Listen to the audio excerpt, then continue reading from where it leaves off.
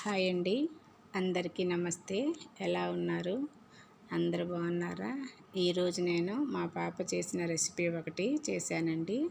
అది తను ఎక్కడ చూసిందో కానీ దాదాపు 10 ఇయర్స్ నుండి మామిడి పండ్ల సీజన్ వచ్చిందంటే ఈ ఐటెం చేసుకోవాల్సిందేనండి. మా పాపకు కూడా చాలా ఇష్టం. దీనికి 2 పదార్థాలు చాలండి. ఒకటి, 1 కప్పు మామిడి పండు ముక్కలు. బంగినపల్లి మామిడి పండు అయితే చాలా బాగుంటుందండి. ఇంకొకటి పెరుగు. ఈ పెరుగు చిక్కగా ఉంటే బాగుంటుందండి. అది కూడా తాజా పెరుగు, తీయటి పెరుగు అంటాం కదా, అది అలా అన్నమాట. పెరుగులో నీరు ఎక్కువగా ఉంటే వడకట్టేస్తే సరిపోతుందండి. ఇలా 1 కప్పు మామిడి పండు ముక్కలకి 1/4 కప్పు లేదా 1 అరకప్పు పెరుగు వేసి మిక్సీ పట్టాలండి.